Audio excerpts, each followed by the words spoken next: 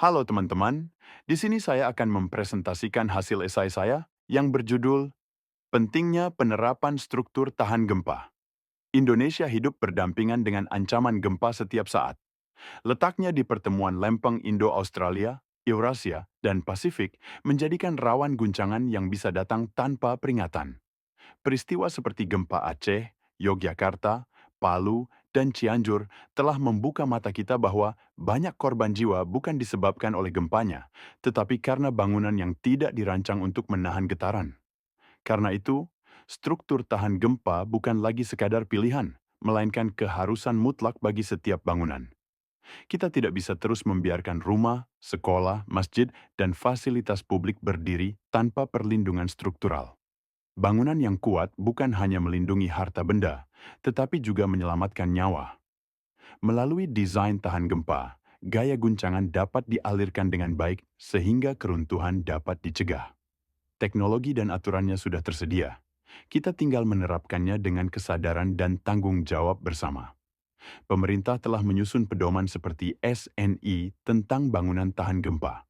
Namun, peraturan ini tidak akan berarti jika masyarakat, kontraktor, pengembang, dan pekerja konstruksi tidak mengikutinya.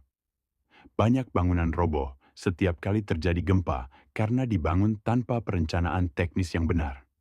Ini bukan hanya soal teknis, tetapi soal kepedulian terhadap keselamatan. Mari berhenti membuat bangunan asal berdiri. Setiap orang yang hendak membangun rumah, ruko, atau tempat usaha dan lain-lain perlu memastikan bahwa struktur, material, dan perencanaannya mengikuti standar ketahanan gempa. Pemerintah daerah juga harus memperkuat pengawasan dan memberi sanksi tegas terhadap praktik pembangunan asal jadi. Penguatan bangunan lama melalui retrofit juga perlu segera dilakukan, terutama untuk sekolah, perkantoran, dan fasilitas umum. Tidak ada alasan untuk menunda. Biaya pembangunan tahan gempa memang sedikit lebih besar, tetapi nilainya jauh lebih rendah dibandingkan kerugian materi dan kehilangan nyawa akibat bangunan runtuh. Jepang telah membuktikan bahwa komitmen terhadap bangunan tahan gempa mampu menyelamatkan jutaan orang. Indonesia pun bisa melakukan hal yang sama jika masyarakat dan pemerintah bergerak bersama. Kini saatnya kita berubah. Bangunan tahan gempa harus menjadi budaya, bukan sekadar proyek. Dengan menerapkan standar yang benar, memilih tenaga ahli, dan meningkatkan kesadaran masyarakat, risiko bencana dapat ditekan secara nyata. Keselamatan bukanlah harapan, tetapi hasil dari tindakan. Mari mulai membangun Indonesia yang lebih siap, lebih kuat, dan lebih peduli terhadap nyawa manusia. Pembahasannya, dilihat dari topik yang diangkat, esai ini termasuk esai ajakan. Tidak hanya memaparkan fakta tentang potensi gempa di Indonesia, tetapi juga mengimbau masyarakat dan pemerintah untuk menerapkan struktur bangunan tahan gempa demi keselamatan bersama. Paragraf pertama dan paragraf kedua dapat dikategorikan sebagai bagian pembukaan.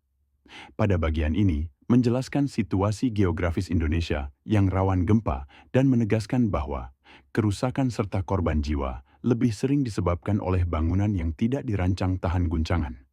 Memasuki paragraf ketiga hingga paragraf kelima, bagian ini merupakan isi atau pembahasan.